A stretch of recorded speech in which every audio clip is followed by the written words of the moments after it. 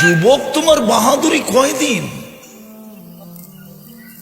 আমাদেরই বাহাদুরি জীবনের কয়দিন? কি পরিচয় দিবেন ওইখানে যায়া বলেন? হ্যাঁ হ্যাঁ আমি বলতেছি, ঘুরা বলতেছি, কয়দিন থাকবো, কি পরিচয় দিব? তাহলে ফেরাউনের কিতদাসীর কবর আমাকে কাঁদাইতো না। আমি তো দেখা বলতেছি, চোখে দেখা। হুজুরদের কাছে কিতাবি এলেম আছে, আমার কাছে কিতাবি এলিম নাই। আমার কাছে যা আছে চোখে দেখা আছে। আল্লাহ আমাকে চোখে দেখাইছে। এই জন্য ফেরাউনের কিতদাসী আমার কবর আমাকে কাঁদাইতো না। ফেরাউনের কিতদাসী, এর আবার দাম হয়তো হয় কি, ঠিক না? অথচ সুগেরান এখনো বাইরা, এই নাকে সুগেরান আছে। আপনাকে নাকের ভিতরে নাক ঢুকায়া তারপরে শুনতে হবে, এছাড়া শুনতে পারবেন না। এই নাকে ওই গ্রান এখনো আছে। হাজারো মানুষ ডেলি যায়, আর যে একবার নাকে লাগায়, আমার বিশ্বাস ওর আর জীবনে পারফিউম ব্যবহার করতে হবে না। হ্যাঁ হ্যাঁ সত্য এটাই। ফাতেমা রাদিয়াল্লাহু তাআলা আনহা তো এটাই বলছিলেন, ইয়া মান শাম্মা তুরবাতা আহমদি ফাকাদ শাম্মা মিনাত তিবি গাওয়ালিয়া। যে মুহাম্মদুর রাসূলুল্লাহর কবরের মাটি একবার নাকে লাগাইছে, ওর তো কিয়ামত পর্যন্ত কোনো গ্রানেরই দরকার হবে না। সত্য তো এটাই। আল্লাহর রাসূলও তো বলছে, জিবরিল আজিদুরি হাজান্নাহা হুনা, এইখানে জান্নাতের সুগরান পাইতেছি। বলতেছে জান্নাতের সুগরান না, ফেরাউনের কিতদাসীর কবর থেকে বাহির হইতেছে। বলছে কতদিন বাহির হবে? বলে কিয়ামতের সকাল পর্যন্ত বাহির হবে। আপনার বিবেককে প্রশ্ন করেন না, ফেরাউনকে তার কিতদাসী আবার তার কবর থেকে সুগরান হয়তো হয় কি করে? এটাই বুঝাইতে চাইতেছি। বাহির হইতেছে, এখনো লম্বা কাহিনী, টানতে গেলে লম্বা হয়ে যাবে। আল্লাহর রাসূল বলছিল, ফেরাউন আর জিবরিল একটু শোনাও না কাহিনীটা, কি করে এই মর্যাদা পাইল। তখন পুরা কাহিনী বলতেছে। হাতের চিরুনি পড়ে গেছিল, নাম ছিল মাস্তা। জানা ছিল না পালক মেয়ে পিছে দাঁড়ানো আছে ফেরাউনের। তো উঠাইতেছিলেন বিইসমি রব্বিল আলামিন, সমগ্র জগতের রবের নামে উঠাইলাম। দৌড়ায় আয়সা মেয়ে জিজ্ঞাসা করছে, আইয়ু রব্বিন সাম্মাইতি আলাইসা আবুনা রব্বুনাল আলা, কোন রবের নাম নিলি? আমার বাবা কি বড় খোদা না? তো মাস্তা বলতেছিল, কাল্লা, কখনো তোর বাপ বড় খোদা না। বললো, তাইলে কোন রবের নাম নিলি? যিনি আমার রব, তোর বাপের রব, সমগ্র জগতের রব। মেয়ে তেলে বেগুনে জ্বলা উঠতে দেরি করে না, ছুটা গেছে বাপের কাছে, ফেরাউনের কাছে।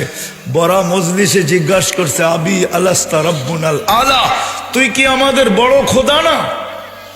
তো ফেরাউন চিৎকার দিয়ে উঠছে, বলা আমি তো বড় খোদা।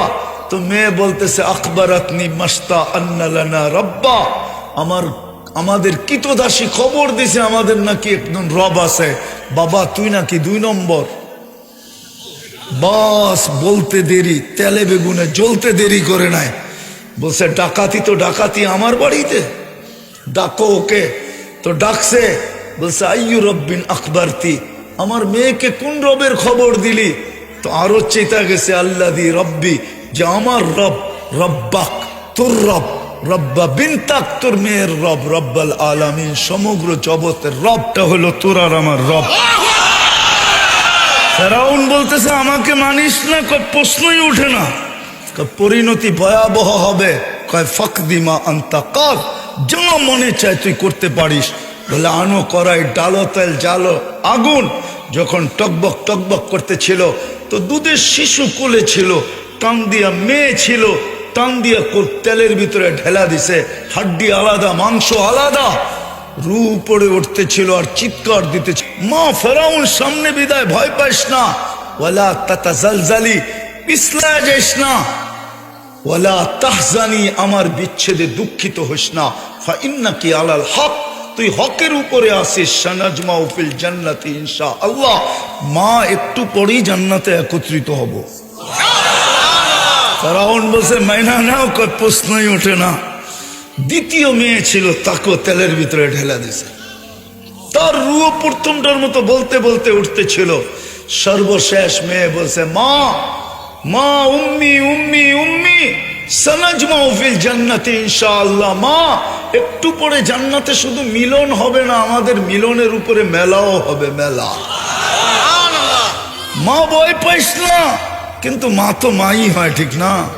দুটা কলিজার টুকরা ছিল, চোখের পাত ভাঙা গেছে, হাত দুটা বারবার উপরে উঠতেছে, আর উপরের দিকে তাকায় ঠোঁট নাড়ায় কি জানি বলতেছে।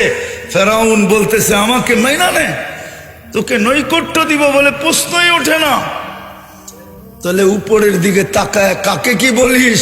ওই আল্লাহকে বলতেছি, আপনি নারাজ হয়েন না। এরকম কুঠি নারাজ হয়ে যায়, আমার কিছু আসে যায় না। আপনি নারাজ হলে দুনিয়াও যাবে, আখেরাতও যাবে। বলছে পালা তোর, বলে বিলকুল প্রস্তুত। বলে কোনো আশা? বলে যদি তুই পুরা করিস। বলছে সেটা কি? আমারও রু যখন বাহির হয়ে যাবে, আমার দুই সন্তান আমার হাড্ডি মাংস এক কবরে দিয়া দিস। বলছে তোর আশা পুরা করা হবে। আর তাই করা হয়েছে। আজও ওই কবর থেকে সুগ্রাণ বাহির হয়। কোন পরিচয় দিবে?